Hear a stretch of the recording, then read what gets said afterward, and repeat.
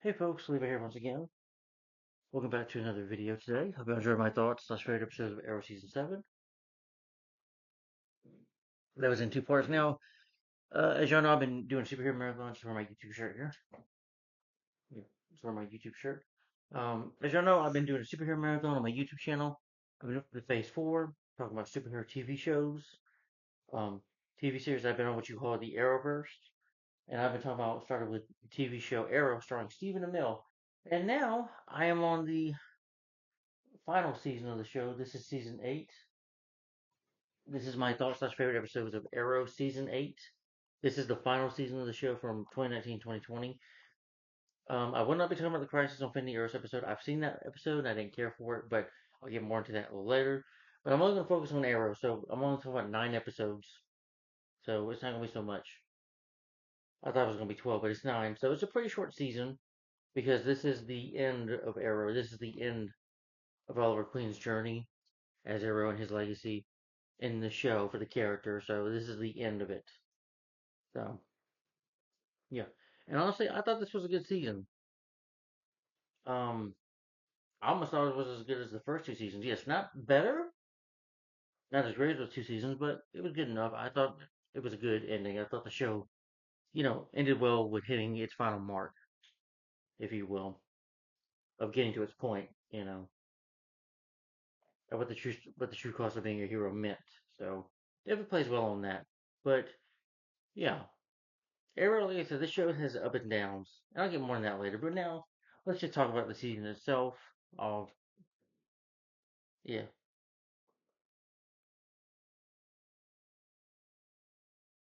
so with the plot synopsis of Arrow season 8, takes place after season 7, after Oliver, and Felicity had, Mia, their baby named Mia. Oliver gets asked by the Monitor to save the universe, this crisis that's coming.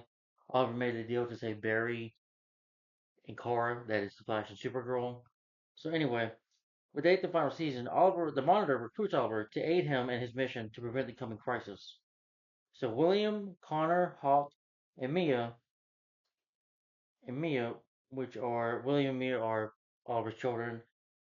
Connor Hawk, who was originally Ben Turner's son, uh, Ron's Tiger, played by Michael J. White. He's adopted by John Diggle in this. John Diggle, like in the future. They basically time travel for 2040 to present to Star City. But during the crisis, though, Oliver sacrifices himself and becomes the Spectre to stop the Anti-Monitor. Following the final battle, a new universe is born at the cost of Oliver's life. He is then reunited with Felicity in a paradise dimension in the final scene of the series. So this is the end of it all. Sorry, but we'll go ahead and talk about the episode itself. So yeah, after his fight with Amiko. Anyway, there might be a two-part of this. I'm so sorry, folks. Gosh. Okay, the plot is getting better, but let's get my final thoughts on Arrow season 8. Go ahead and talk about the episodes. I've got them written down, so it's not very much. So I don't think this will be 2 hours. It ain't gonna be another 2 hours, 1 hour, hopefully. So let's get started. But okay, so the first episode that is Starling City.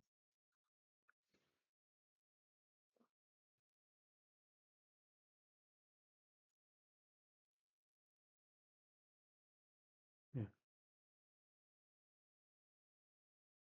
Like I said, with this season, you get some characters that are brought back, like some villains from the first season. Uh, yeah, you get some characters that come back in here, pretty much, except John Barrowman. Well, John Barrowman comes back. A lot of the cast, a lot of the actors, their characters that have died, come back in this season. So a lot of characters come back in this final season, which makes sense. It's the final season. Why would you not bring every character back, right? And they do. Yeah. But it opens up with a montage of Oliver and Lee, and you basically Oliver is on Earth. You find out Oliver is on Earth too. When the Monitor came to pick him up, came to tell him about the news of a mission, he sent him to Earth 2 to start this. And it just totally is like deja vu. It's like reminds me totally of the first season when Oliver was captured. Was on the island, got saved. That was nice.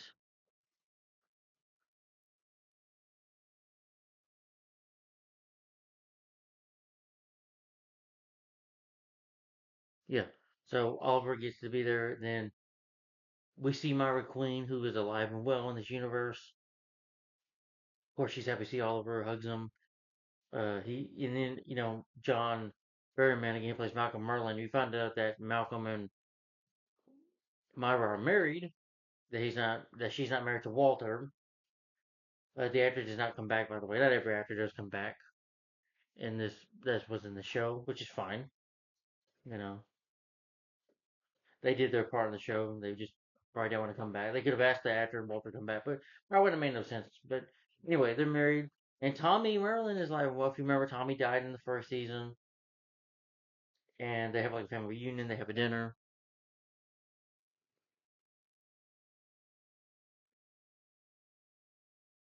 Very quickly, though, Oliver does run into Black Canary, Laurel, from her Earth. This is her Earth that he's on.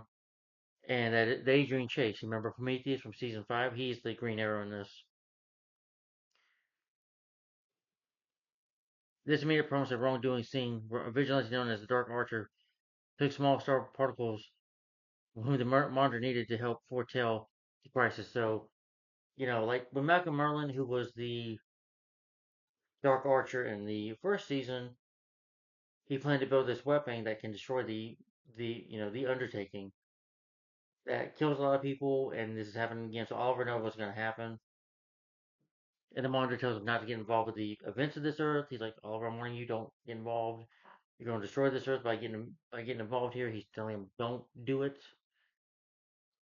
Oliver thinks that, of course, is Malcolm, and Oliver even talks to him. Oliver tries to attack him as Green Arrow to get information out, but then the Dark Archer shows up. The Dark Archer shows up, and they fight, and he takes off his mask, and you find out that it's Tommy.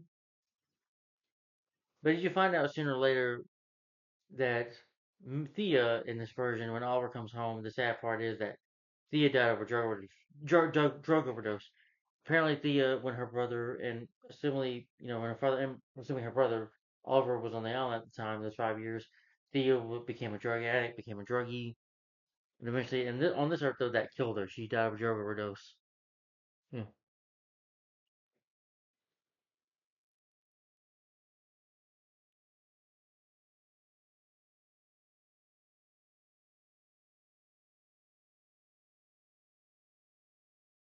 And you have Renee and Diana in this version. They're cops, detectives, questioning Oliver about this attack that happened, but they don't tell them anything. Oliver does not get along with Adrian. He's got like a beard and stuff. So it's nice to see that to come back, you know.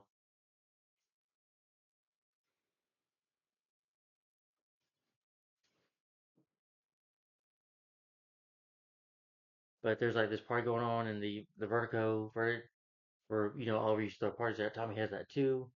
He's like, "Hello, Oliver," and Oliver tries to question him, but he gets knocked out. And it's like it's deja vu from the first one when uh Malcolm had him chained up in this little area. He's in this room or whatever. Thomas planned him that he's planning to kill the Undertaking, kill people in these glades because Thea died there while Oliver was gone. So Tommy's planning for revenge. Yeah, yeah. And the drug was of course called Vertigo.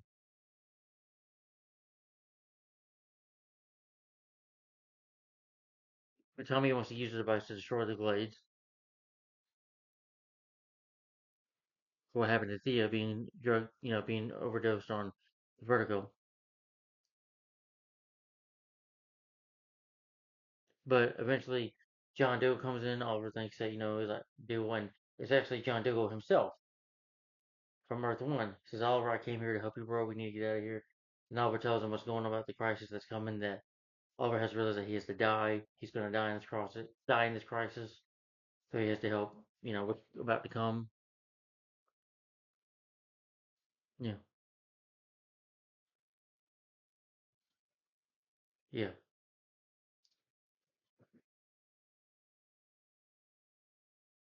But when Oliver's in the chains, he like jumps up to the, you know, like he's gonna go try to track down Tommy, but he knocks out Diggle.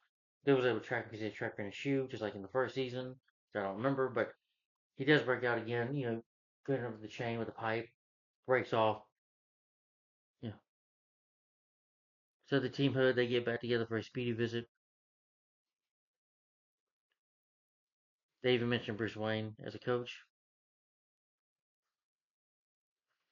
But Oliver fights Renee and Diana a little bit, and then I like it when he's got like a new Green Arrow. It is nice to see him wear you know this is what the suit looks like now, but it's cool looking. I like the when he knocked him. I was like, "Who trained you guys?" And then he tell him, she wouldn't want this. You don't know him and Oliver fight, and he's used this explosive arrow at Tommy catches it. But it reminds me when he threw it at Malcolm and it blows up in his face. That totally reminded me of the first season of that fight. But unlike when he kills Malcolm, he just knocks Tommy out and tells Tommy, "You don't need to do this. This isn't you." And Tommy has a change of heart, and which was nice to see. But he does go to jail though, of course, for what he tried doing. So does Renee and Diana. And he tells, at the end, Oliver said that his mission's not over for Crisis. He tells Adrian, change it to Green Arrow. Trust me, it's a lot better that way. But they go to CCPD. Now all of a sudden, this red wave of energy, you know, disintegrates everything that touches, including, you know, it was an emotional moment. I thought before it happens though, when Oliver talks to Myra and gives her a big hug, it's an emotional moment because again, if you remember, she got killed by Deathstroke in Wade Slade Wilson in season 2, so it's been a while for he's seen his mother because she was killed, and gives her emotional goodbye, like goodbye, mom, and that was just sad to see. But he didn't want to leave this earth, but he had no choice. And plus, she disintegrates too in the red wave. So does Renee and Diana, and so does Tommy. So him and Laura get out of there. They chase her out of there. They breach, and then they get Tom, and then they go through the breach. And then we get to the next episode. So, but that was a good episode. It reminded me a lot of nostalgia for the first season. So you're right. I didn't care for Rand and Diana though, but they're more like background characters in this episode, which I'm fine with. Again, I've never cared for them as characters. I'm like, at least in here, they gave me some characters that I actually care about. Yes, that's one thing I like about this season. All right. In the next episode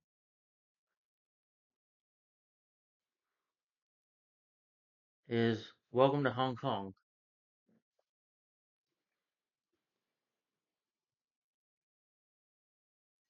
So anyway, after the wave of antimatter destroys the city, destroys Earth 2, blows it up, it demolishes it. Since Oliver Queen didn't endure to the monster's directions the way some do it, it destroys it because he got involved with those events.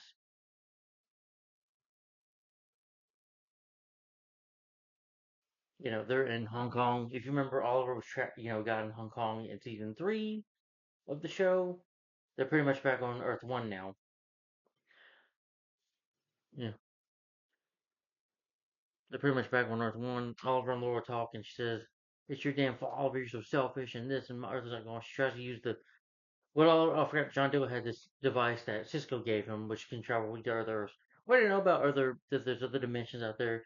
If you've seen the Flash, season 2, that kind of invites that there's other multi-universes out there, as well. Or 30 something, 30 something, 40 something. Yeah, are there plenty of them out there? They're multiverse universes. Sorry, I'm not a scientist, so I can't really speak that kind of language. Yeah, they argue, and then John's like, just let it go. She's in grief right now. Just let her be.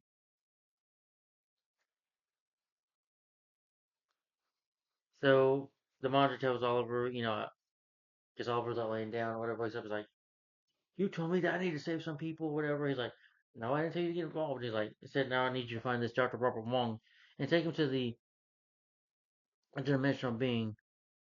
You know, yeah. They find Tatsu, who, if you remember from the third season, when her husband joined the League of Assassins, but got killed, her son got killed from this virus. So she says to help them out. It's a pretty cool action scene. Again, I'm not big on season 3. I like season 3 though, but it was cool to see her character come back. And the actress, if you've ever seen the movie The Wolverine, 2013, she's the one with the red hair with the sword. Yeah, that's her character from The Wolverine. More like Logan's sidekick in that movie. Very good actress as well. So Laura, collaborates with Lila Michaels, find a she's a finds this nerdy guy. She beats some people up, and she's trying to get him to fix it. He's like, okay, I fixed it, and he's like, why isn't it working? She's like, about to attack. He's like, oh, dang me. Then she tells him on the computer that Earth 2 is just demolished. It's gone for good. And a lot of times there's like, there's nothing you can do about it. I'm sorry, Laura. I know you're upset. I'm sorry. There's just nothing that can be done. You just have to let it go and move on. That's been destroyed. And I think she finally, doesn't want to accept it, but she has to. So Oliver Diggle and Tatsu continue attempting to discover Wong. We get China White back. Kelly Hu comes back in the season. Hmm. They fear that the educator has gone a while, reporting the Alpha Omega infection, which the Alpha Omega. Oh yeah, I remember that from season 3. And Oliver wants to make a deal with China White to give her this so that he can get Dr. Wong. But she's like, is it worth the risk? My husband made the risk and my son died because of it. He's like, yes, sometimes it's worth the risk. Sometimes it's not worth the cost of many lives. So something like that. She gives him a pretty good speech. You know,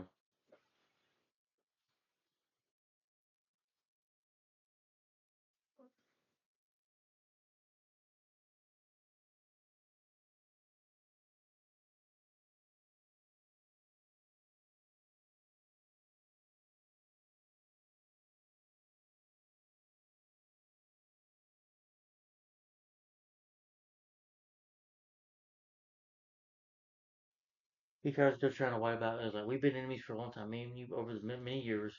But right now, China, we gotta listen to you. We gotta help each other out here. But she doesn't listen. Says she's had to fight. So Oliver, so Green Arrow and John Doe, Spartan have to fight some of her Chinese triads. Tattoo, has a fight with Kelly Hu. Kelly Hu like stabs her. You think she might die, but she's just wounded very badly.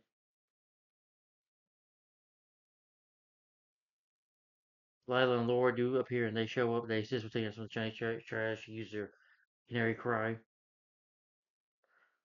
And you find out Lila's been working with the monitor this whole time, despite Oliver's good faith. But since Oliver's doing heroic things, of course, that's being Oliver, he assures Lila to help him. And she's doing it to protect her family. Doesn't even tell John. But then we get to the future where 24, where Connor, Zoe, and Mia track down JJ. I liked it though when there was a little fight scene going on, and like Williams talking, got the suit on, and when they start fighting, they're like, "We don't want to fight the Deathstrokes." So that was funny. Connor and JJ have a bit of a fight. They they find out what JJ is up to, and it's an arrangement to assume control of Star City. The district group strikes the Team Arrow shelter and takes. They say William gets captured. So, oh yeah, Tatsu. I bet you Oliver understands what she's saying by the end of the show. For the end of the episode, that it's just not. Sometimes it's just not worth the cost of many lives. The cost of that. But good episode.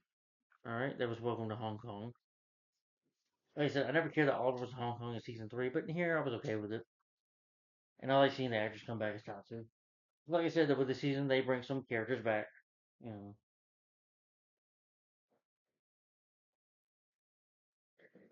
All right, another favorite. The next one is Leap of Faith. I like this one because we get to see Thea come back. Yes, Willa Holland does come back. Willa Holland comes back as Thea. You know, as Thea Queen. So Oliver in this season has to. I mean, this episode has to go back to Nana Barbette, where he faced Ra's al Ghul in season 3. That's when we started seeing Nana Barbette, and that's where Thea gets a training from her father, from Malcolm, who Malcolm went there to get his training. But anyway, as the gathering though enters Ra's al Ghul's mystery room, there's a trap by Athena and her associates, and they discover she's attempting to restart the League of Assassins. Yeah,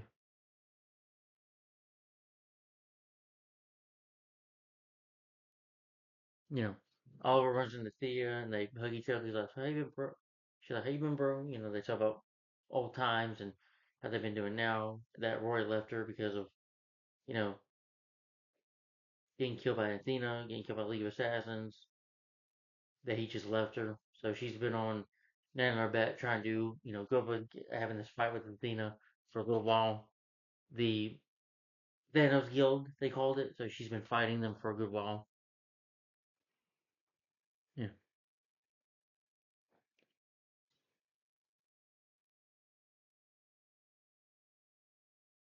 yeah. Dean Oliver, I liked it when they were climbing like on the rock. They talk about Robert and Myra. You know, our parents, we are because of them. They weren't perfect. Yeah, they lied, but we're the people that they made us say. They made us heroes in a way. For their mistakes, we were able to repent those mistakes, comprehend it. So, but they had to ask Talia for help in finding the Thanos Guild. It feels like an Indiana Jones adventure, almost in a way. But Oliver abandons the stay behind, even though Thea says she can handle it. She's like, I've been finding Tina long before you got here. But Oliver doesn't want to risk it. So they go to the second MacGuffin before essentially Oliver is swindled. Talia cuts him in the neck. They're getting this scroll what they need. It's like, it's just kind of like Indiana Jones, like with death traps and stuff. But Oliver gets knocked out.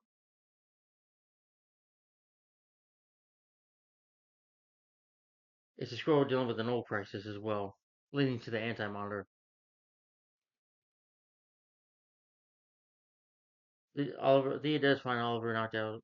And I was like, well, what did you, brother? But they get found by Athena, who Talia got caught by her because she wants to go to the sword. Talia does, but she gets caught by Athena.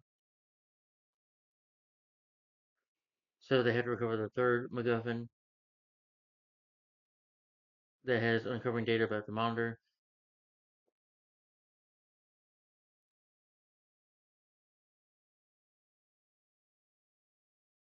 And this information is that will wind up making the emergency and the door keep offset with the universe. So Diggle and Lila collaborate to fight troublemaker on Argus by the name. Oh yeah, they're doing their thing. They're going on a mission. They're like dancing and stuff. They're going a covert narcotic. They're going after this person. Diggle separates and uncovers his emotions, observing her too before his very eyes. And he's like, Johnny, that wasn't your fault. You couldn't control that. Some things just happened. They have a bit of a talk. You find out this mother and child that is Connor, when Connor's a little kid, you find out that uh, that they kidnapped Turner's children, Michael J. White's kid, his wife, because Lila like killed his father or brother, whatever she did, and Sky wants revenge, tries to kill Lila. It doesn't work. They knock them out, so they bury the hostages out. But eventually, I like the whole Indiana Jones adventure type thing going on in the episode. They eventually find this MacGuffin, the scroll. They have to go like through letters. Every time it reminds me of Last Crusade a little bit. Oliver does have a that with Athena. When you're stepping on these scrolls, these buttons, these stones that you step on the wrong one, causes like a big fire, and Oliver like pushes her into the fire to fighting her. But they escape. They're in this pretty creepy cave. That was cool to see it. But they give Telly well by, and they said, I like it when she tells her, Thea tells Athena, you know what? Not a League of Assassins, but what about a League of Heroes? And that works. And Thea and Oliver say warm heart goodbye, and then we get to the future where it's uncovered that William wasn't seized by the Deathstroke gang. He usually thought they were going to kidnap him because they were fighting the Deathstroke gang, but he was able to sneak in. All things are Felicity introduced in the Team Arrow dugout. William can reveal the area where Deathstroke was. So Mia, Zoe, and Connor crash the scene, however, with shocking outcomes. Mia fights Deathstroke, JJ. He nearly has a knife throat about to kill her.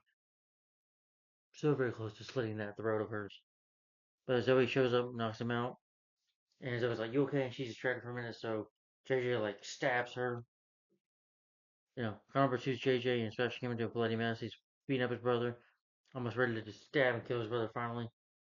Closing in the current course of events where the light, this light stores above all of them. That excludes William, Mia, Connor, William, and they get sent back to the present, and they see Oliver, Diana, Diggle, and Renee. They're like, and you know, Mia's like, Dad, and Oliver's just like, and they're all staring at each other, and then the episode ends there. So, well, good episode, I thought. It was cool to see Thea come back, and I like the whole idea that Mia, Connor, and William get stuck in the future with their parents. That was pretty interesting, I thought.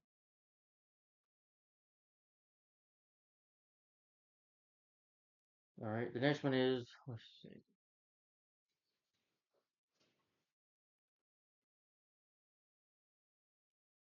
present tense. Okay, we're in 25 minutes. Again, I can go to part two as well if I have to with the video.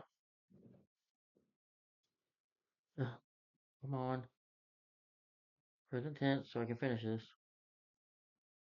Sorry. It then opens up with where the last leap of faith ended. This episode opens up with them saying hi to Oliver. Our mom having an emotional moment of hugging. Mia's like, don't touch me. Mia's like, because her father kind of left her. She hadn't seen Oliver in 20 years. And that's when she was just a baby, when she was trained by Nissa Al Ghul and becoming a cage fighter and then meeting William. So he's been along for quite a while. And they're saying, how is this possible? You know, they tell the team that everything's doing well in the future, that Renee, in the future, that Zoe's doing good as well. That she just, they don't tell Renee, oh, your daughter's been killed. No. But Oliver takes William and Mia back to his loft, back to Speed. William tells Oliver that he's gay. I didn't care about that much. They had to put the gauge in there. But anyway, Oliver, cool with it, of course. You know, but Mia is very distant right now with him. Grapples what was happening right now, and just kind of ignoring Oliver. They said that him and Felicity, they knew about it.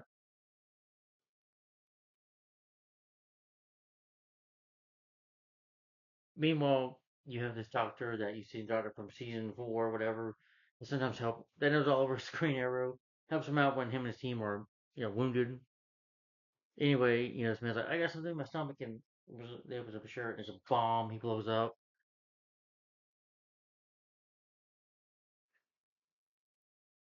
It's almost the hospital's only almost across from Oliver's loft, his apartment. I mean, then it pans the way somebody in a Deathstroke mask watching the explosion, and of course Deathstroke themselves. Now, spoiler alert, you do think it might be JJ there, but it's actually a guy named Grant Wilson, who is if you remember Slade Wilson on season 6, his son Joe Wilson, or whatever the hell the other son. Well, he has another son too, and that other son's name is Grant Wilson. Now, Grant, you find out that he trained JJ to become the next Deathstroke and to create this gang as well. Because JJ has some hatred toward his father and jealousy of Connor, and that led him to some anger problems, some issues, and which led to Grant Wilson messing with his mind. Uh, yeah. Anyway,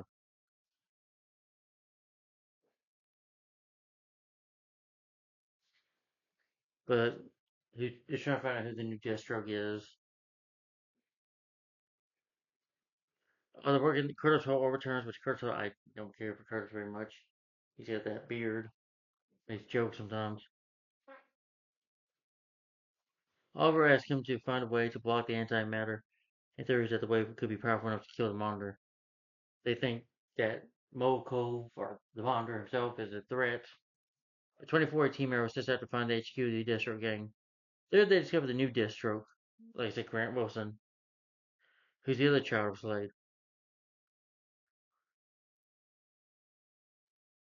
Sorry. The group intentionally sets up a trigger for a bomb. Where Oliver and Lou, they show up. They yell into them about being, you know, you shouldn't go by yourself, and Oliver and me have a bit of an argument there. And she's just as stubborn as Oliver is to go out on her own, not listen. The two's crew's failure sparks an argument. Team Mirror gives everything away about the future, how Star City's in chaos, how JJ is the new Deathstroke, and they tell Renee, JJ killed Zoe, and then this upsets Renee to even walk out of the bunker, and John's like, I thought my son's a murderer, I'm sorry, Renee. He's like, Connor, you lied to me. Get out of my face, Connor. Go away. You know, and realizing that this is upsetting for John Diggle because John realizes that, oh, my son's a murderer now. He's the new Deathstroke. And he's killing innocent people. I'm like, oh my gosh, he's a murderer. Yeah. And lying to them about how Star City is. But even though, like, Doc Brown says in Back to the Future, you know, so no, you should never tell somebody about the future. Don't write nobody. Don't tell nobody the future. So, first, you never know about their future, right? But then sometimes he also said at the end of Back to the Future, first one, oh, figured the hell with it. So yes, they figured that there. So they split up. Laura and Mia head to the emergency clinic with Curtis, Oliver, and William. At decoding information, they found the Deathstroke gang's headquarters. This allows Diggle and Renee to spend time with their children, and Renee does spend time with his children, with Zoe. Oliver tries to convince Mia to not go it alone, and Mia angrily accuses him of banning her for his mission. When she threatens Oliver, Laura offers to accompany her. She's like, "I'm going up." I was like, "Thea, you're not going." And then Laura talks to her. Laura talks to her, like, Oliver can be a bit of a dick. I'm like, well, Laura, you could be a bit of a bitch sometimes. Yeah, Oliver is the way he is. Yeah, he's grumpy, grindy sometimes, but not grumpy, but a bit dark sometimes. Oliver can be that way, but for a good reason. A little grim, but for a good reason.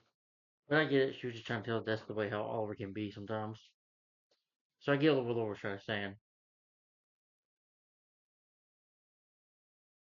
So they discover Grant's plans. They go down and discuss their knowledge of future events. They will just find out what to come out. Diana is convinced that they can change the future. So Laura and Mia investigate the bombed hospital. Laura tells Mia that vengeance is not going to make her better. She's like, I know, trust me, I've tried to do that myself. She tells her about how she stopped Felicity from killing Ricardo Diaz. Felicity never regretted that choice. Well, Felicity should have regretted that choice. Even though, if you come from a history of women that don't listen, I'm like, yeah, but sometimes Felicity, this is place one thing I don't like about it. You don't get too much of Felicity till the last episode, which is good enough for me. Since I don't like Felicity and Oliver being together, we don't get any Felicity at all. Yeah, Felicity doesn't listen, and sometimes for a stupid reason. You know, you know. I only see that Mia gets her stubbornness from her father, and I consider more of Laurel like her mother instead. Should have been Laurel instead. At least I think it should have been. But that's just me.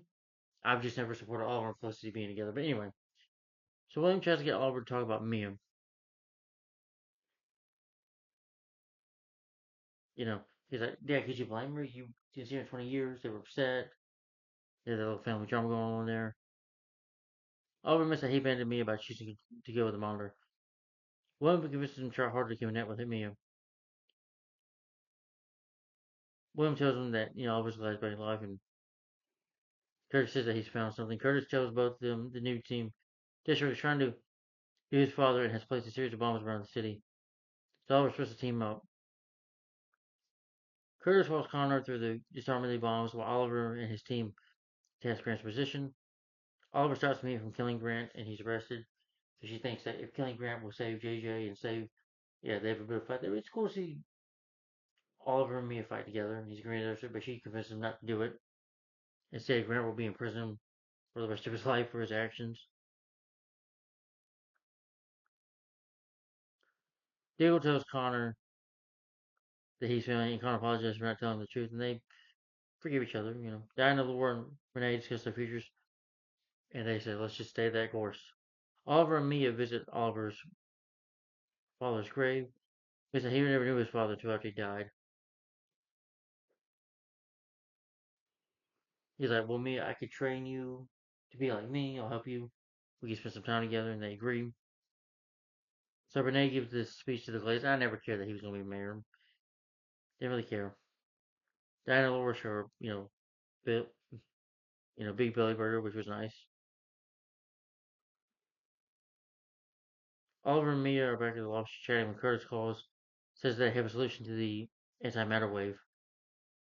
Very little, very different. They have to go to Russia to see Valentine, you know. And not Valentine, Anatoly. Outside though, you see the Monitor meets Laura, telling that you have to betray Oliver Queen if you want to get your Earth 2 back, and he somewhat agrees. So okay, so that's the end of that episode.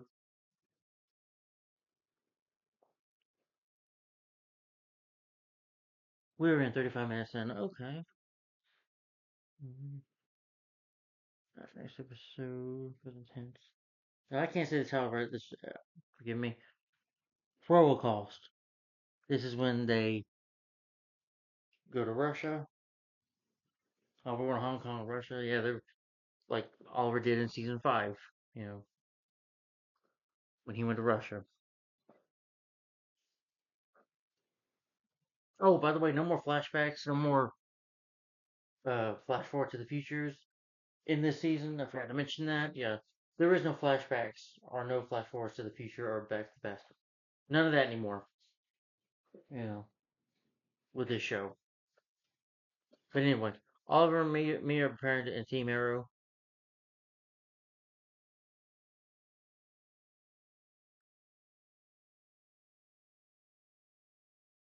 I think it was this episode. Yeah, Oliver. You see Oliver training Mia. Like how he shot the tennis balls with the arrow with the arrows. He's like, she's like, this is easy. She's cocky. He's like, Oliver brings out a bunch of these 35 balls or whatever tennis balls, and she can't shoot all of it. But he's training her how to fight, how to shoot arrows, how to do it the right way. He's training her, teaching what he knew of how to fight. Until William breaks up. But it's nice to see father daughter bonding time and him. I like them. I do like the character of Mia. She's very cute. Yeah. Yeah, it's hard for me to believe that she's the spawn of Felicity. Because Felicity's not that cute. Yeah. Well, she's cute, but yeah, not obnoxious. Hmm. So Curtis has discovered that a Russian general helping to assemble a pulse wave generator, something that is required for the crisis. So Oliver chooses to take both me and he's like, maybe let me come with me. Prior to that, Laurel reveals the reality. Lila has been working with the monitor, and Laurel reveals that the reality has been working with the monitor. The two get together in an entry. Layla has got pursuing Laura. He's been intending to spare a certain piece of the multiverse. And Laurel and Lila talk about helping the monitor what she's got to do. Lila has got a preceding Laura. He's been intending to spare these places of the universe. To help the monitor, though, Lila has to go pursuing Laura to take the designs for the pulse wave generator before Oliver gets his hands on it. And Laura agrees. Well, hesitantly does, but acknowledges that she will. They go to Russia. Oliver, Laura, and then the kids. They meet up with Anatoly. And I do like what he says, you know, when like William's drinking wine or whatever, was like, oh, this is my favorite American. And you find out there's like a fight club going on there too.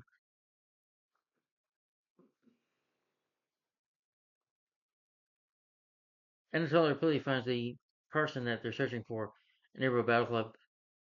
They hand over the plans under one condition. Oliver needs to battle and the boss at the battle club. So Oliver's like, okay, I'll do it. He's like, me and William, you stay here. So Oliver does have a bit of a fight, which, me and William show up. He's not fighting this big guy, but Oliver kicks his ass. Oliver wins. It's a pretty good fight.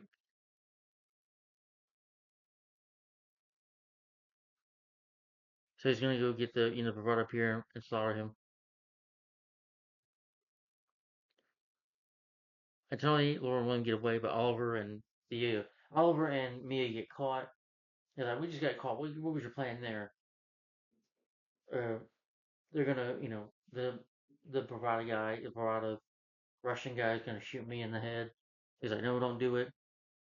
So out of convincing him not to do it, so you remember the bell when Oliver was in Russia, had to go click the bell, turn the bell.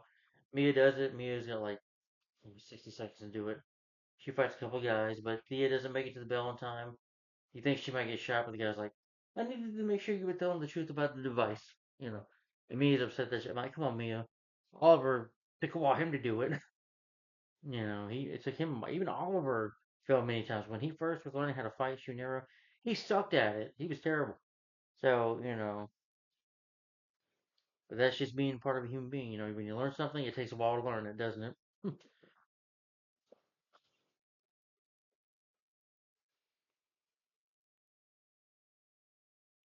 But I like seeing the chime test though. Yeah. Well, I will say this though, she did a hell of a lot better than Renee, Renee and Curtis, and Artemis, that Evelyn Sharp girl from season 5. Yeah, she did a lot better than them. At least me is more of a badass than they are. Yeah.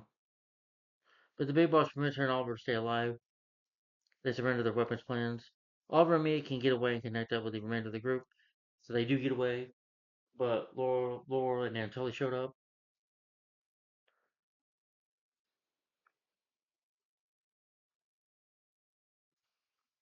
Mia has the needs of both of his children to get back and avoid, Oliver is like, "You're not coming with me." Him and Mia get into an argument about it.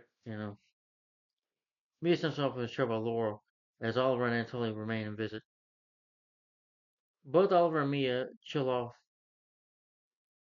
Further, the group to reunite to find the bravado and the plans. They come back to the Battle Club, driving Oliver and Mia to Battle 6 Warriors, which was pretty cool.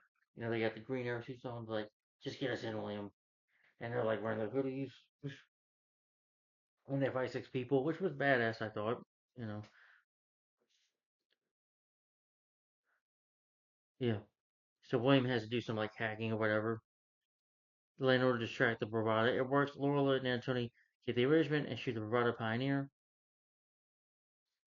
and William just walks away after what he needed to do.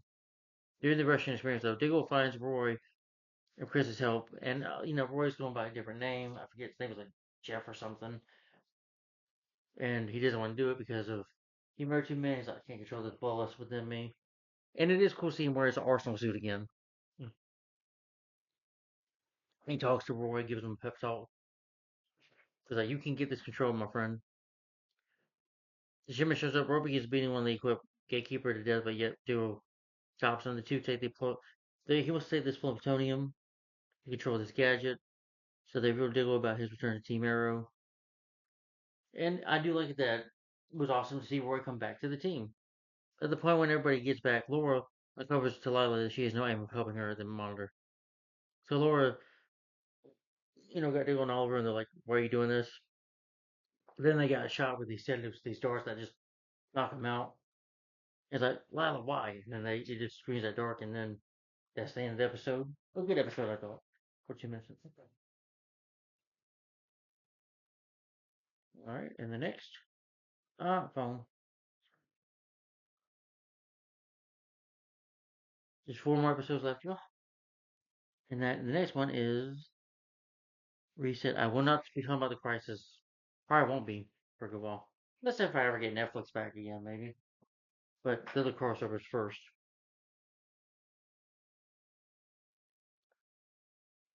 Oliver awakens on the sofa in his home. Mia and William come in. They discover the majority of what's happened already when Lila's dating them, and turns out to be entirely certain that something is off. Oliver, has to go have a meeting with the mayor, and you see none other than Mayor Quentin Lance, who was killed by Diaz in season 6. But him and Oliver have a chat. All of a sudden, this bomb threat's going on. This bad guy comes, and Oliver puts his. They already know he's Green Arrow. He puts his Green Arrow. So Oliver takes out 2 guys. Quentin decides to go in there, and eventually, Oliver like shoots down with an arrow, but something happens.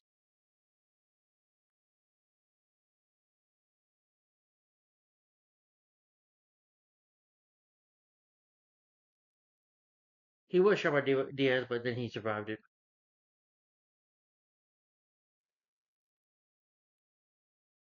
You know,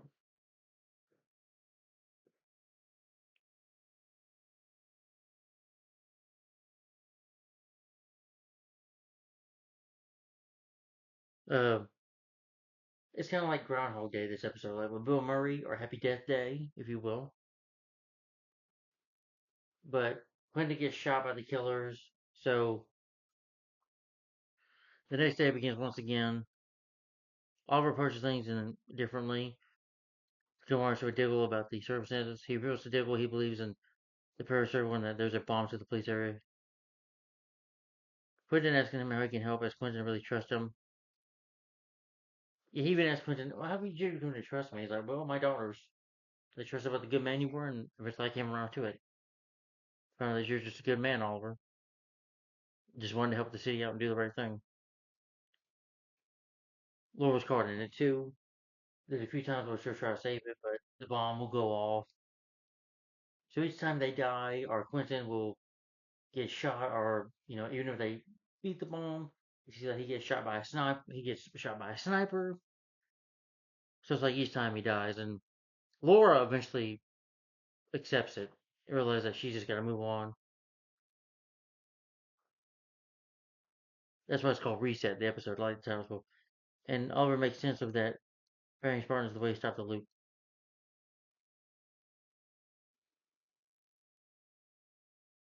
Laura's in having. Laura's like, I would hit you right now if I could. He's like, by the way, my hair looks pretty. He was like, I kind of disagree with that though. I mean, Laura does look cute with the blondish hair, but I liked her brownish, brunette hair a lot more. But that's just me. Lila, I've always liked Lila's hair. You know,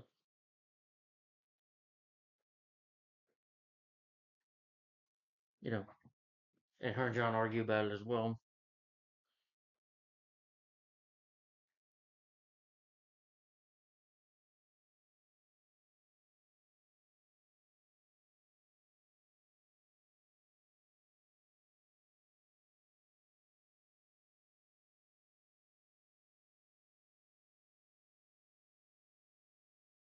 Yeah, Quentin and Laura do have a hug, which was nice. Yeah, emotional moment.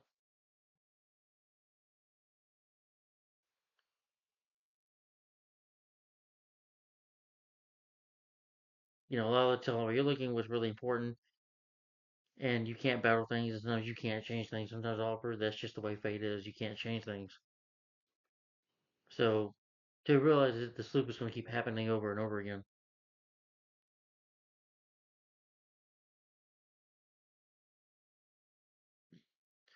We return to defuse the bomb again, but the bomb goes off again.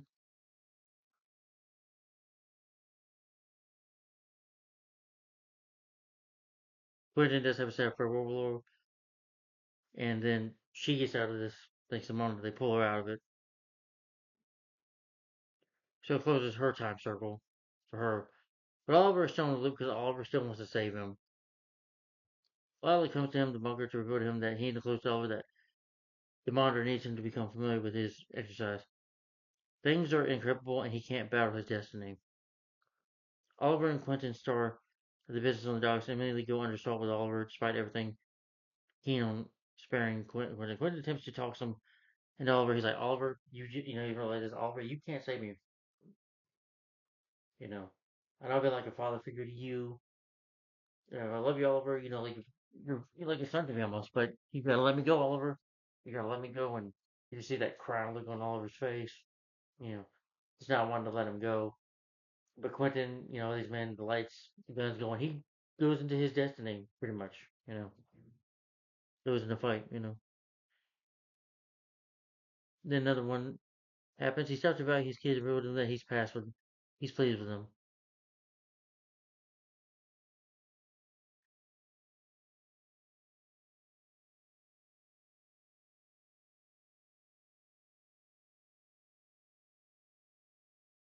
Lilac Rose uncovers that she's been working with the monitor for some time, and for some other reason, Oliver is.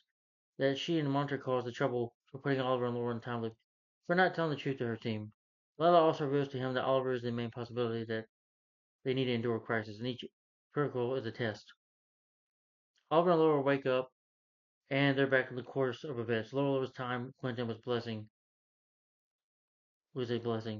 Afterward, for not receiving Oliver's exercise, Oliver eventually accepts it, but they wake up back up with John and Roy, or not John and Roy, but John and Mia, Connor, and William, and they're back on the island, yeah. And the episode ends up a good episode. Just realizing that you can't change destiny, that you can't reset it all. You can fix something, but you just can't fix it. You can't play God.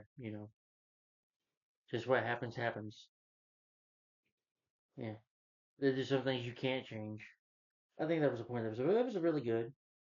And it was good to see Paul Blackstorm come back in the season as well. Definitely missed his presence. So, at least that's what I loved about this season, them bringing back some characters I like. Even if it's not in a lot of episodes, it's just nice to see them come back for the final season.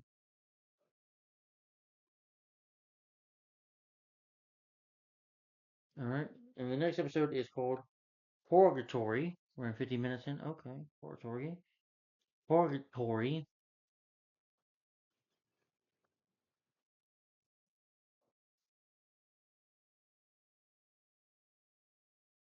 Alright, we're in 50 minutes in. Okay, got about, sorry, 3 episodes left, and that's it. I will not be talking about the Crisis on Infinite Earth, but I'll mention it, though. So Team Arrow, future Team Arrow find themselves with Lian Yu with a Monder with a Crisis holding weapon. A lot of reveals to the weapon that the symbol, rather, stop the living crosses, whether it will spare the lives of the heroes that can stop it. It drives Oliver to reveal his destiny to his children. That he said that he will die during the anti-Monder process, and they don't want him. This is especially Mia, who's got to spend time with her dad. Doesn't want to lose him. Lila discloses to John Doe that Nova has been a guardian angel of sorts of recent years. Says he's the one that protected her and her unit when they were auditioned in Afghanistan. So Diana Drake, Roy Hopper, and Renee Ramirez are flying to the island, but they get shot down by a missile. The plane is hit by rocketed. They gather split up to discover the destruction. Dougal, Lila, and Connor go over. Diana is seriously harmed, and Renee, they're harmed, but they don't know where Rory's at. He's just mysteriously gone. They discover him struck underneath a bit of a plane destruction, with his arm totally squashed. They can't get it off, so it's either they have to cut it, which they do. If you've seen that movie 127 Hours with James Franco, well, because he's got help here, they have to. Connor has to take a knife, sword, and they chop his arm off. They have to. He's like better than the arm than the rest. Better lose my arm than the rest of us. Even though John doesn't want to do it, which I can see why, but eventually they give him no choice. Rory's like, okay, we're doing it. So Oliver and Laura go over to the gadget. Diana and a playing group was convenient. They need to get this gadget. They're looking for plutonium that they need. These individuals Oliver recently experienced on the island. You see a guy named Billy, who was a Deathstroke from the first episode, the first season, and then you see Edward Friars. He's like, oh yes, fate is up and come back, Mr. Queen, and I'm coming back to kill you, get revenge on you. It was nice to see them back as well. We don't see a lot of them in this episode, but it's nice to see back. It's that great deja vu of how great the first season was. And then we see Yafei, him and Oliver are talking, and he was Oliver he shoots an arrow, but Oliver like catches it this time. They have a bit of a chat. He's like, "Well, you taught me how to do these things." He's like, "Yes, with Shadow, you just have to learn to say goodbye." They get captured in the net, and he doesn't think Oliver can get up. Oliver gets a knife. I was like, "You have changed, Ollie." It was nice to see y'all fell back, y'all feedback. He got killed by and shot by Edward Friars. Friars got killed because Oliver shot an arrow in him. That Deathstroke, the one named Billy, got killed by Slade. Yeah. So Laura escapes after Oliver and Yeri pursue the higher soldiers. Laura matches up with Diana, Diggle, and Connor and Roy. The last consists together and cut away from his arm. You know, after they have to fix up emergency on Roy, realizing that her dad's out there, she wants to go save him. Me, I'm talking about, and she doesn't want to listen to him. She just walks away until William talks to her. William's like, "No, I'm not getting out of your way." They talk and calms her down. Yofi realizes a focal point is played to wear out of the nets. A hard and fast fight breaks out between Team Arrow and Fire's men, which was cool. Fire's like, "Oh, we're going to fight again, Mr. Queen." And there's this big fight going on. It's a pretty good action scene at the end. Yeah. Seeing Yavu fight with them was cool too. Not everyone made it so Lila would be the wielder of the you know, Oliver and William, but the fight breaks out. Eventually they defeat Friar and them. Well, they actually have to use this weapon, it's spear, if you will. Um Lila, I think, touches it, or it has to be somebody's DNA, or I think it was Oliver or somebody's DNA. They touch it and it fires, and they go back to being dead. They go back to being all wiped out again. I know it's confusing, but I guess during the course of Tyson Crisis, the Anti-Monitor was able to bring them back to life. But it was nice to see Oliver on the island again. Oliver and William start feeding up the gadget, and when Oliver and William have a father-son moment, hug each other. Never made it so Lila will be the ruler of the world. She's a harbinger. Lila turns up, destroys fires, and the eternal of his men. Then she goes in. She does come back to Oliver, though. Well, before I get to that, Oliver goes to, Robert Queen's grave, Shadow's grave, and Yahu's grave. All the people that he knew there now. He's like, I hate this island, but this island made me, even though Oliver admits that he really hated this island, he hated it. Still a little bit hates him, but he tells me it made him much a better person. It made you better too. Because, and him and me have a hug, but all of a sudden, Harbinger shows up, Lila shows up, telling that the crisis is now, that we need you now. Oliver and Diggle show a little bit of kindness. They have a heart-to-heart talk. It's like, you're like my brother John, and they just have a heart-to-heart moment, hug each other, and I thought that was nice. Lila shows up and tells that the crisis is now starting, and the skies like turn red, the sun turns red, and it ends there. But good episode, I thought.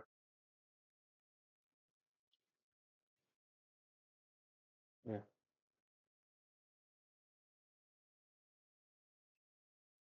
Now, to mention the crisis on Earth, this one has part four of it, where in the first part, Oliver dies in a lame way, I thought. Well, anyway, he's with Batwoman, uh, his daughter, some of the other characters, the Atom, Brandon Routh, and Oliver fights these demons, and he gets killed off. We don't see him get killed off; he just dies. They say goodbye. They kill him off such lame, and then he becomes like the Spectre, which I did not care about Oliver becoming the Spectre. I thought that was stupid, but yeah. But Oliver gets killed off by the Spectre. The way they killed Oliver off, I freaking hated it. If you're gonna kill him off, you should have done it when he was just Green Arrow. They should have done it at the last part. I thought Oliver's death was handled so poorly in the crisis. But anyway, I just wanted to mention that real quick. But anyway, so after the Crisis Infinity Earth's four parts, the next favorite episode is Green Arrow and the Canaries. Just two episodes left, guys, and then we'll be done. Green Arrow and the Canaries. You know, yeah, which I liked. You know,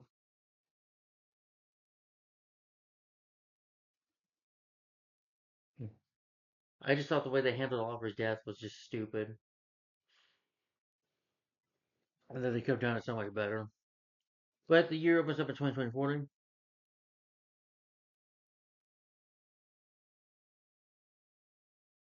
You see this motorcycle. You see this club, and Laurel goes in this club trying to tell this young lady named Bianca Bertinelli or Bianca that she's in trouble. She doesn't listen to Laurel, and of course she gets kidnapped. Laurel can't do nothing about it,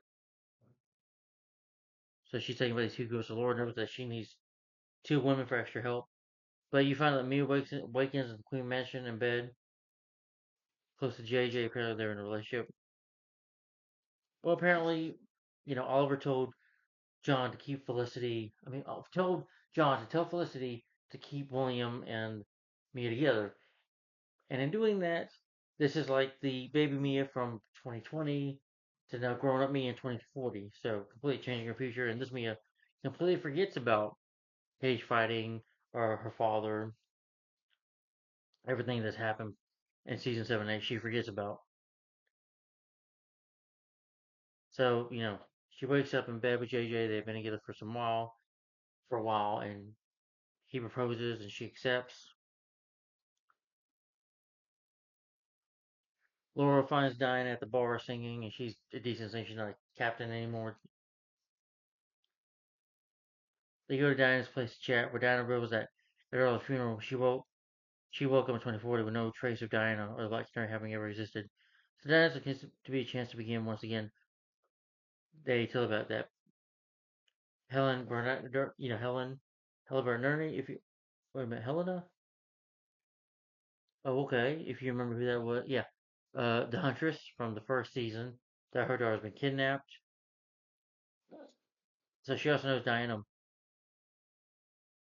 What happens in Star City in a year, therefore, they had to get to Mia. They said, but Star City 24, there's no crime going on. They got a good mayor. That is Rene Ramirez. Everything is swell. But in 2041, it'll be a lot worse. Bianca will get killed and murdered, and because of this, it'll start a huge fight.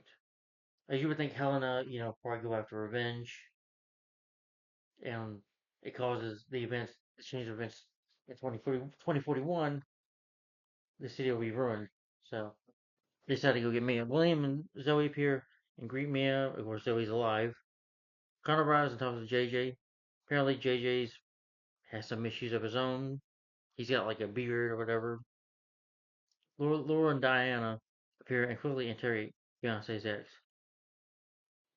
Mia doesn't know them. He's like, okay, I don't know who you two are.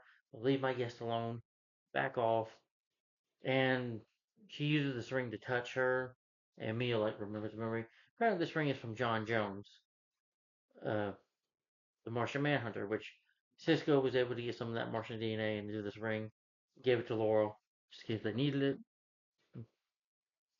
And Mia fronts it. When she comes to, she bows to her resistance for the truth. She knew she had met the point. Down to Laura, she says, I do like when Laura says, bye. Remember us? So now they update her about Bianca.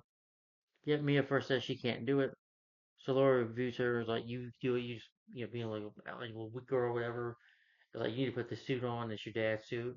He's like, I'm not dressing up as a Green Arrow. I'm not him. They go to fight. They go chase him down. Mia kind of gets her ass kicked a little bit, but then she remembers that she can be a badass. She remembers that training. Oliver, I mean, Oliver's gone. But Laura and Diana use their canary cry to knock some bad guys down. Mia goes to visit the Bertinellis, though, talking about Bianca, and that's the last of her as a distraction, but nothing to worry about. She's fine. She'll be okay. Diana feels that she could be a saint since this new world is a better place without her in it. Laura attempts to give her a motivational speech. Mia appears and says that Bianca's companions knew nothing about it. So they have to get this information. They think JJ might be up to it, but she sneaks in her fiance's husband, which he finds out and is upset about. They head out, stopping the Bertinelli vehicle, while Mia goes to save Bianca. Mia winds up battling one of the goons.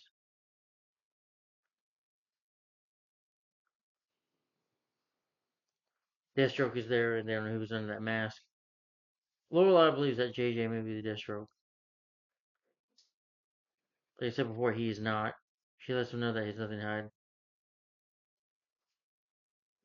That Mia is on social media, but you find out it's like kind of AI, like we have now as AI. It's actually fake.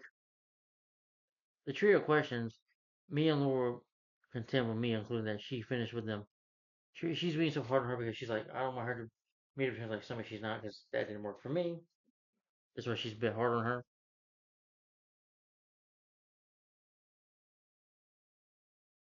Things get worse with JJ and, basically calls the engagement off.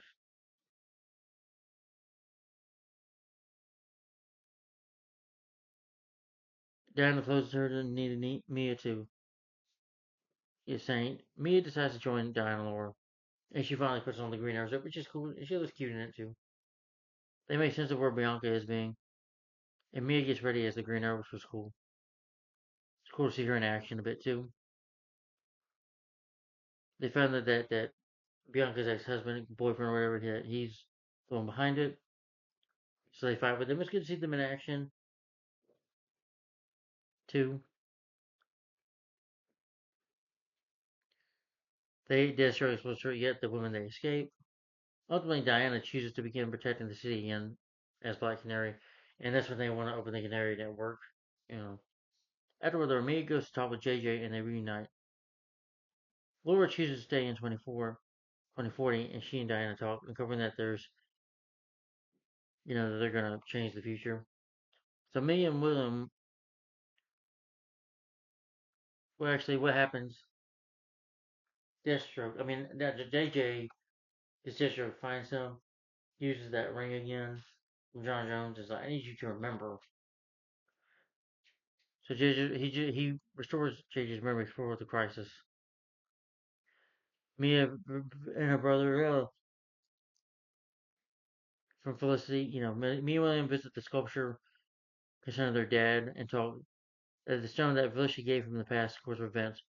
Mia takes a look at it, sees the markings of it. The pair then tranquilized and William is taken, kidnapped. Somewhere else, JJ gets assaulted, which really leads to nothing. I don't know what was the point of that because we never see JJ again. So I'm like, okay, maybe they were intending a spinoff, but I don't know. But Green Arrow Canaries, let's just say this came out in 2020. So did Birds of Prey. I would rather watch this episode than Birds of Prey. It's not perfect, but I'd rather watch this episode over Birds of Prey starring Margot Robbie. But that's just me.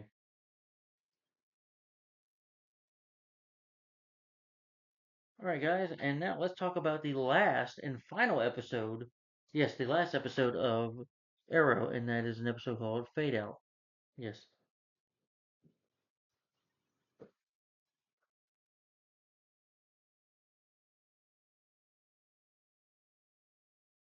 this is the final episode of Arrow. Mm-hmm. That aired in January of 2020. So, wow. So the episode opens with a voiceover montage by Oliver Queen about his time on the island, the 8 years that he grew to be a vigilante. Bring what happened for the end.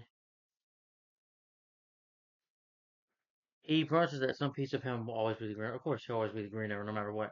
And we do get flashbacks from the first season as well. I'm sorry, I was wrong to say no flashbacks. There is flashbacks, but at the end, in this episode, at the last very episode, Starling City 2014, the night Deathstroke kills Myra Queen, but this time Oliver is able to get like a knife and knocks him out and saves his mom. Then we see an interview by Emerald Archer, the woman team that made that little documentary. They're interviewing Myra Queen. She says how it's unusual, but it's cool to see her alive again. We see the actress once again. Renee's there talking to John, talking. John talking about Oliver gets emotional.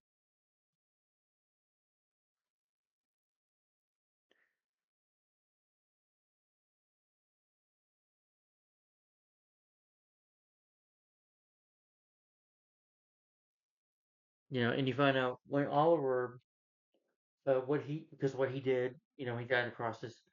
They got a new life, this new world that he created because of him, giving her life and Amiko as well from season 7. Gosh, yeah,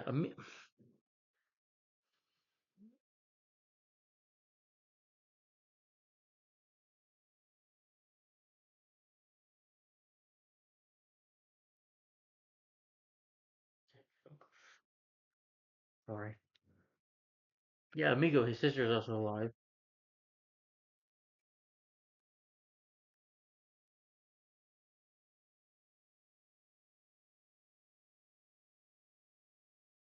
Diana talks to them as well. Oliver just fixed things. Dispose of the wrongdoing in Star City. At the bunkers of the group, including Roy, toast to Oliver. They have a nice toast. You see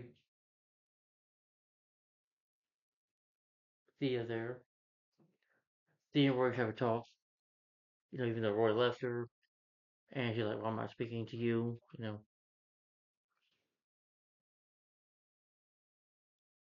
Quentin Lance is alive and still with the mayor, supporting Renee as the placement.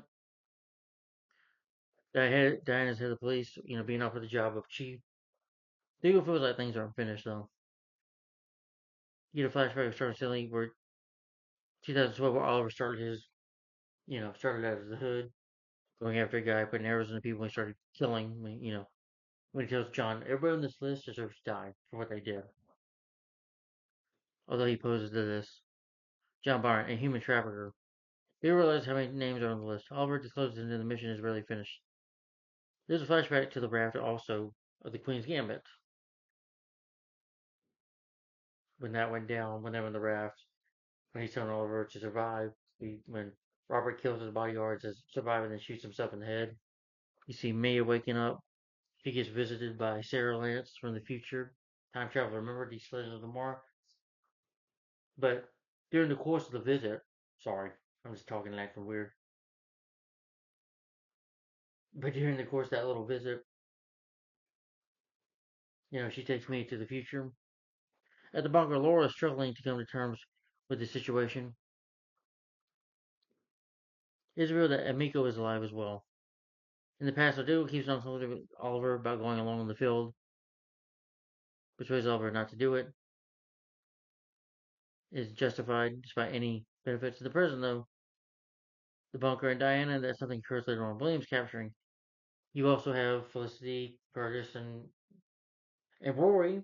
Fragman comes back as well, which is nice. Yeah. We find out William gets kidnapped. The younger William from 2020, when he was a kid, like 14, 13, whatever. Although William, 30 something years old, we never know what happens to him. I was thinking to myself, are they planning a spinoff or something? I think they should have. In my opinion, they should have. I would like to see a spinoff of the show, maybe with Mia as Green Arrow. That would have been nice. Too bad we never got that though. But if they ever want to do that, I hope they do. But I doubt it. Sucks, so I think they could. Again, you can't replace. But I do think they actually Mia. She would be a good replacement. I think for Green Arrow for Oliver. Yeah, for Stephen Amell. The actress I think would be a good replacement though. You know, getting that legacy of Green Arrow. But anyway, William gets adopted in Central City, where he's living with his grandparents. So the group has a strategy to find William. Felicity, Roy, Curtis, and Lila show up. They try to track William down. You know, John and Lila have a talk. You know, uh, Roy and Thea are looking on this rooftop, but they can't find William. He's not there. He does propose to her. He asks Thea to marry him, but she doesn't say yes yet. Instead, he just go to visit her. He's got the robotic arm, remember? Because in that episode of Leah knew he got his arm cut off. Anyway, and have his arm chopped off. But anyway, he does some, she does his proposal when they kiss, which is nice that they're gonna have a future together. Yeah, it's Mia who finds her brother, finds him. She's dressed up as Green Arrow. So Mia doesn't shoot the guys like, but your ass is going to justice. He just knocks him out. And he goes to prison. But you do see Oliver. It is cool to see him one time in the hood suit from the beginning. Find some American people kicking some ass and taking some names. You know, just arrow fight some people using arrow to get to zip line to another part of the building. Knocks the guy out. Doesn't kill him though. As he tells to John. Rory's racks are working again. It's kind of cool to see him use his right there for a minute. Takes his mask off. He's like, I just would have shot some bullets. You would have made a mess. Which I agree with Rory. I'm like, it was good to see him back though.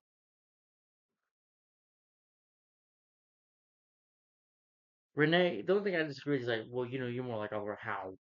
Stubborn maybe, but Renee doesn't listen. Renee's not that interesting of a character. I'm sorry. Anyway,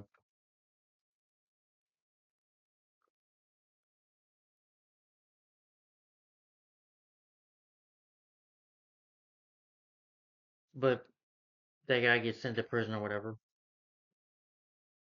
You see Mia and well, they get prepared. There's like a little, you know, with candlelights. They have a candlelight talking about Oliver Queen. You have Anatoly's there. Katrina Law is there as Nissa. Taylor Ghul was there. Yeah, just let me show you some of the pictures really quick. Yeah, it's like a nice little live bathroom as they have the Green Arrow statue. Very emotional moment. They also have a funeral, where Tommy's there. Yeah, let's see. Let me go through this.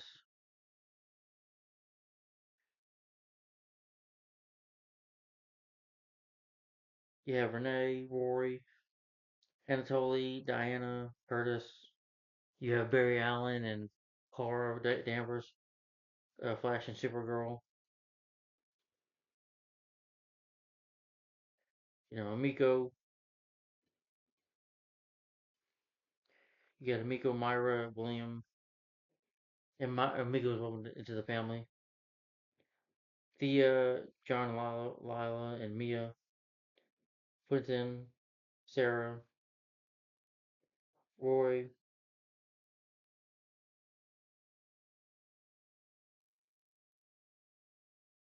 Katrina Law, and of course Talia. So, and Anatoly, they're all just paying their respects. And then John gives this very beautiful speech, which I'm not going to attempt to say. And you see, everybody just moving on. She's invited by members of the family, which was nice. Tommy talks to Laura too and covers that he's aware there was multiverse, which he was dead. He allowed says that Laura one was his wife, or that his destiny was, however, that she passed on, stays dead. Maybe consider that a two-weekend relationship, which I wouldn't mind.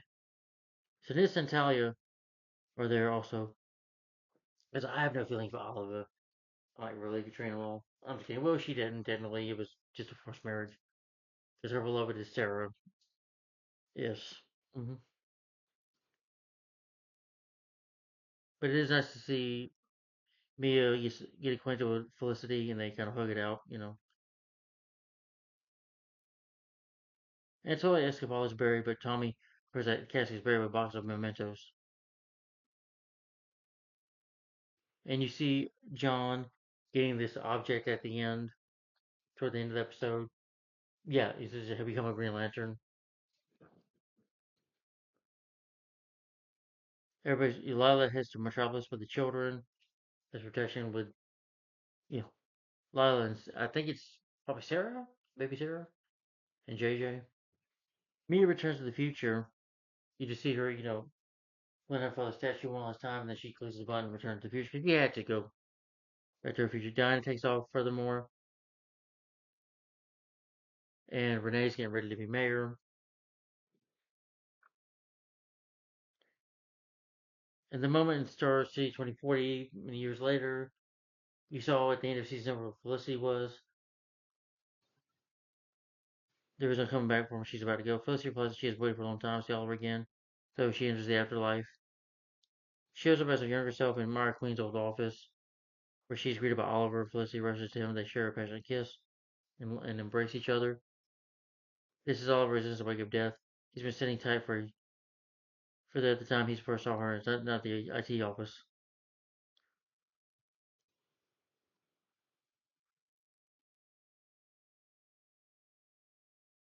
Yeah, this is where you see them reunite.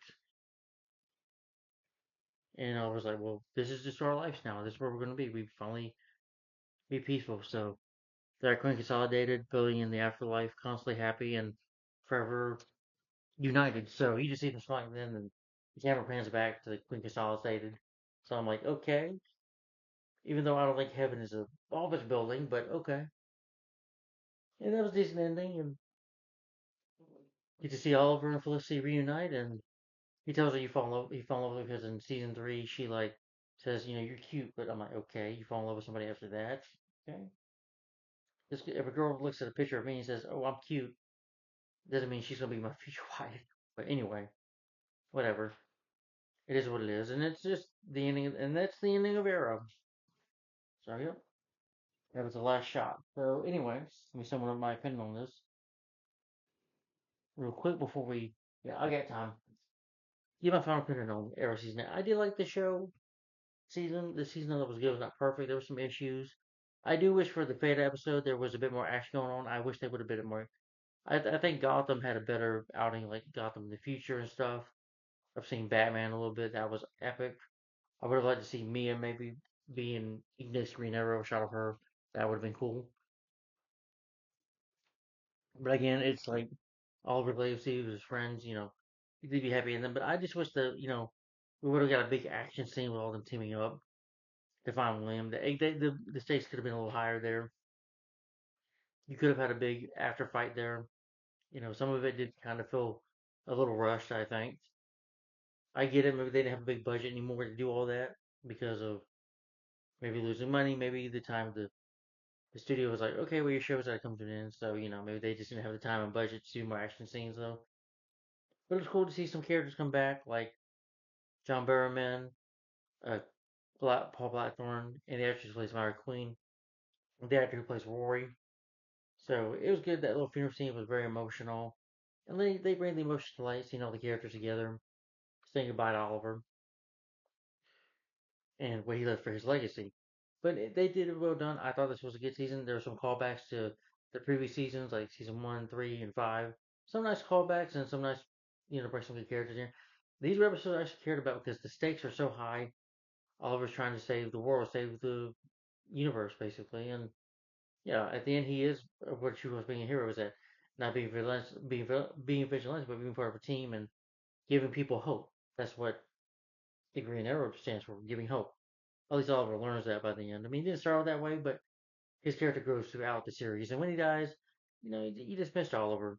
And I'm not saying Mia Smoke, Mia couldn't replace him as Green Arrow, but I could see her as the next Green Arrow. I've been cool with the female Green Arrow. I would have bought into it. And I'm not saying Stephen Amell is great um, as Arrow. He is, even if you hate some of the show with the seasons, you can't deny Stephen Amell is fantastic in the role. In my opinion, he is the heart and soul of the show. Without Stephen Amell, I don't think the show would have lasted very long. And you wouldn't have got, if you like the shows like The Flash, Supergirl, let's see, The Flash, Supergirl, Gotham, even Gotham. Well, Gotham is still a DC show because it deals with Batman. You know, because I think Gotham came out 2014 as well. So did The Flash, and then you have Supergirl 2015, DC Legends of Tomorrow 2016, then 2018 was, I think it was Black Lightning. 2020 or 2021 was Stargirl, and then you had after Stargirl. Can I even talk? I'm sorry, I can't even talk. Can I? So after Stargirl, you had Superman and Lois, which was the end of it. People say it's Flash. No, it wasn't Flash. It was Superman and Lois. But anyway, this is a good season for what it was. I enjoyed a lot of the episodes here. I'm just glad they didn't have Felicity, so that was an A plus. I never cared for her and Oliver to be together. I wish they would have had a little bit more time for the last season. A little more action going on there. I felt like you could have added more in the fade out episode. You know, yeah, felt like you could have done more a little bit, but despite they did what they could, and it was a good ending I thought for Arrow season 8. So I can see why they didn't want to continue the show. You know, it was great with Starlight says season one. If I had to rank the show from best to worst with seasons, I would say the best season 2, season 1, best to worst season 8. I'll probably put season 8 is third. That's just me though. And then season 4, and then I would say season 7, seasons. I'm sorry, no, no, no. I would say season 5, and then season 6. So I would say season 6 is the worst one in my opinion. You know, but yeah, season 8, I enjoyed it it's not as good, great as the first two seasons, but I will put it up there as much as I enjoyed as the first two seasons. But the first two seasons are still the best of the show. This would be the third best in my opinion. But yeah, there are some problems though with character wise, but there were a lot of good episodes in here. It was actually good writing. Surprisingly, wow, it's like it took you to the last season to have some good writing in there. It's about how I feel about season 5, 6, and 7. This show, this season, I think completes erased how bad those were. I still don't care for Renee and Diana, and I wish Rory Ragman would have been in it more. You know, it was nice to see him back though, but I wish they would have done a little more with him. It does still have its issues with characters and stuff. I still think they still could have added some more stuff in there, just a little bit. If you're gonna go out with a bang, I say. But it does have an emotional ending with all his funeral and seeing Oliver, living happy with Felicity. Even though I didn't want it that way, I do think it's just I think that's what ruined the show is them being together. But it was nice to see Oliver in a happy life. Oliver in the afterlife being happy and fulfilling his legacy, and thought it was a good ending. So that's Arrow season 8, guys. I'm gonna rate this season. My rating for Arrow season 8 is 4 to 5 stars and a thumbs up. So, guys, if you've seen Arrow season 8, the final season of Arrow, what do you think of it in your opinion? Do you like it? Do you hate it? And how would you rank the seasons from best to worst in your opinion? Like I said, mine would be season 2, season 1, season 8, season I forgot season 3 didn't. I would say season 3, and then 4, and then 7, because then it's average, and then boy, it's hard to keep this, but 8 seasons. Then I would probably say season 5 and season 6 as the worst ones. in my opinion. But that's how I rank the seasons. And guys, if you want to know more, I did talk about The Flash and Supergirl on my other. I'm gonna add those videos. I talked about 5 seasons of The Flash and 4 seasons of Supergirl. I'm gonna put those. Well, for Supergirl, it is on my Superman marathon. If you want to know my thoughts, what's on Melissa Botanist, those 4 seasons. I hated watching season 5 and 6. I hated season 5 and 6 of Supergirl. Flash, I try to watch season 6 and 7. I just can't. Unless somebody wants to offer me money or send me some money to talk about them one day, okay, I'll do it. Someday, if you send me some money for it, yeah, definitely. But I will not be talking about Black Lightning, Stargirl, or Superman and Lois right now because right now I just don't have kind of the money for them right now. I'm kind of in a tight spot in life right now, and I just can't afford them. So instead, I'm gonna move forward with DC Legends of Tomorrow. Stay tuned for another TV show collection video. We got time. We're good on time. Yeah. Okay.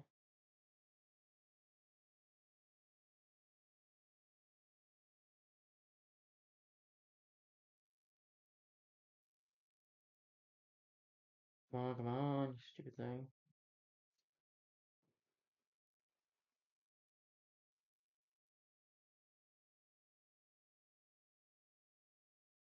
Come on, I'll have it on here. Oh, okay.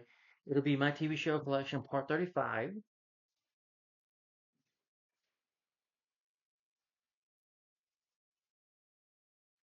No, I was kidding. That will be DC Legends of Tomorrow. Yes.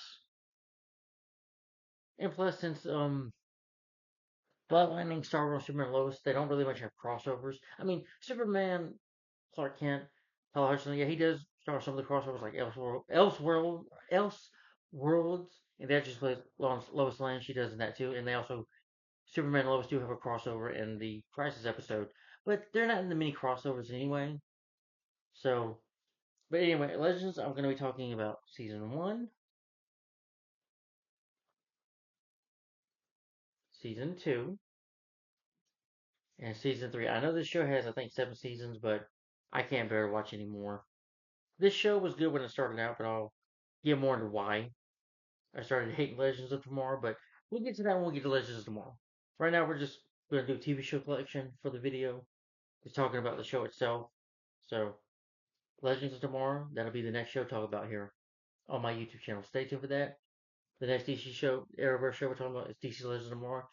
And then I will be reviewing the crossovers. Be doing reviews on those episodes. And then I've got some of the down there. And then after that, I will be talking about the Incredible Hulk TV series starring Bill Bixby and Lou Ferrigno, all 5 seasons. And I'm going to review the pilot as well. I might review the Married episode, maybe. Planning on it, probably. Yeah. But anyway, guys, hope you enjoyed hearing me give my thoughts on all 8 seasons of Arrow. So again, tell me what you think of Arrow, guys, down below. Season 8, what do you think of the show as a whole? And how would you rank the seasons from best to worst? With season 1 to season 8, how would you rank them in your personal opinion? And just tell me what you think of it. Thanks for watching, guys. Like, comment, subscribe, and stay tuned for my TV show collection part 35, DC Legends of Tomorrow, coming up next. Thanks for watching. Bye bye. And then after the Incredible Hulk series, we will be talking about the Arnold Schwarzenegger marathon. Yes. So we'll get back to the movies as well eventually too, but it will be a little while longer, but not too long hopefully. But thanks for watching, guys. Bye bye. Bye. Thanks for watching.